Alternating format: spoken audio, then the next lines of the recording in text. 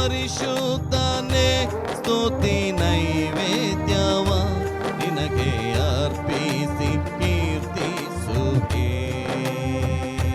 ನೀವು ನನ್ನ ಪಕ್ಷದಿ ನನ್ನ ಹರಸು